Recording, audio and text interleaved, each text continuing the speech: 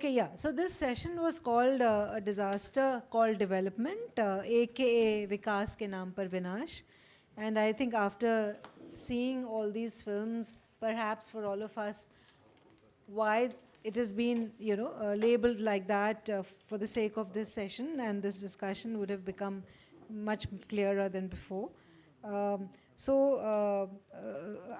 just want to introduce the panel. Pradip Saha, whose film we saw, Don't Cut My Head Off, runs Damage Control, a research communication consultancy from Delhi. Till 2010, he was managing editor of Down to Earth and associate director of CSE. KP Shashi has been with us throughout this festival, and we've watched his GAON CHHODAB Nahi in this session. We watched Fabricated and had a wonderful discussion yesterday, and he's consented to be moderator discussant for this session. Just a little bit about him. Shashi was working as a cartoonist when he began experimenting with alternative and issue-based films in '82. His films include A Valley Refuses to Die on the Narmada Dams, Development at Gunpoint, about the struggle of Adivasis against bauxite mining in Odisha, The Source of Life for Sale. The Source of Life for Sale on the struggles against water privatization in India. Ilayum Mulum, I'm sure I'm saying it wrong, about discrimination against women, and America, America, which is a very popular music video, which I'm sure many of you must have seen, on the politics of war and invasions by the American empire. And we also have with us Shukla Sen, an independent researcher, writer, social and peace activist based in Mumbai. He is a National Coordination Committee member of the CNDP, that's the Coalition for Nuclear Disarmament and Peace, and has been editor of its journal, Peace Now. He is also a leading activist of the People's Media Initiative and of Ekta, Committee for Communal Amity in Mumbai. So over to Shashi. Thank you, Smirti. I think it's a wonderful package in one way, raising a lot of questions on development in this country. And these questions have been being asked by various people's movements for the last several decades, and yet many of these questions are not heard properly. Some of the questions, some of the struggles have been successful, some have been suppressed, some have been ignored, and many of the struggles we don't even know, actually. The thousands of struggles all over the country on these kind of issues. And journalists and people's activists in urban areas don't even know what are the struggles going on in different parts of the country, actually. So, but these kind of films bring us to the notice of what the people's versions and people's voices, so that we can hear them and understand them directly. So these are certain areas of discussions which we can continue. Pradip, to start with his wonderful film, The Naga Issue. I found in your film some very interesting insights, which on, like I'd also made a film on climate change on the fishing community, on the which is very similar in some ways. When you said that the indicators of climate, when you look at the ants and the birds, and these, and we know the climate is getting changed. These are the changes and all that. And fisher people also told me the same thing. When to fish, where to fish, what to fish, looking at certain indicators of currents and behavior of the sea and all that. These indicators are changing because of climate change. And that is very interesting for me. And a couple of many other things. I found that song beautiful. What it's just staying in my mind, so beautiful on that. And a community which is so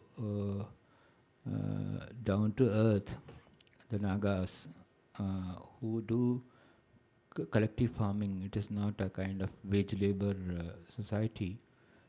The tribal societies as such, And actually, sorry to take my time. Once the parallel, two people told me the same thing. One is Kaka. He has done a wonderful book on the history of autonomy of Naga. Maybe that's the only book available actually today. Very few copies actually. He also told me the same thing, and the same thing was repeated by Sikijano.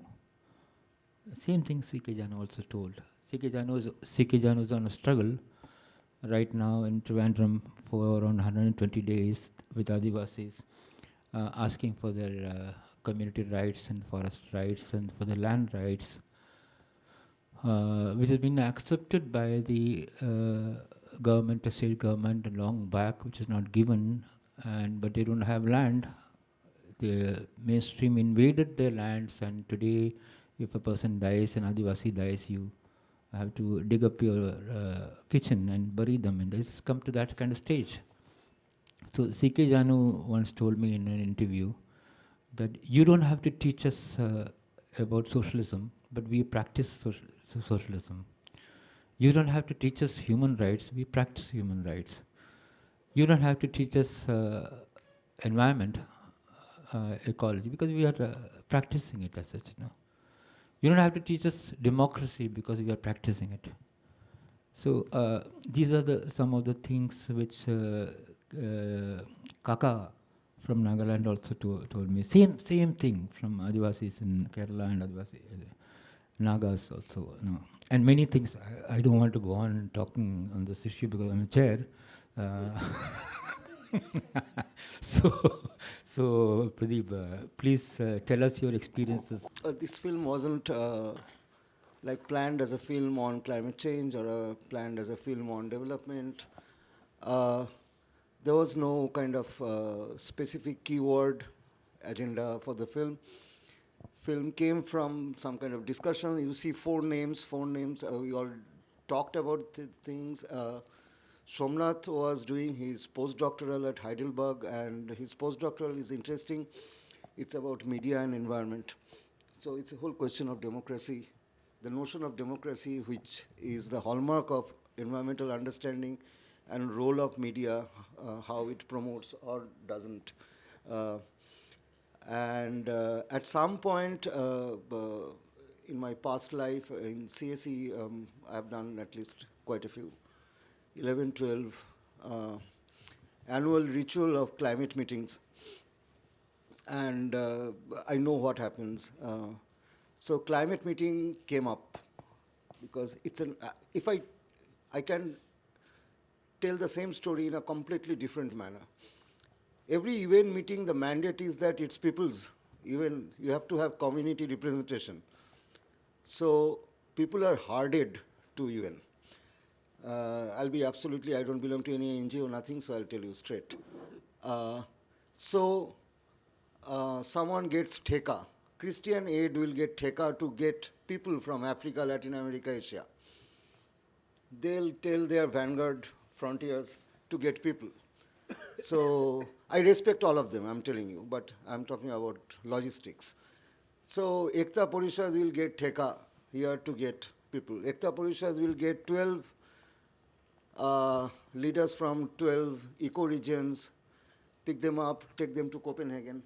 Now, most of the time what happens, people who go there, they're very happy because they've been to Copenhagen. Here there was a problem. Here was a Seno who actually believed all the things were told to her.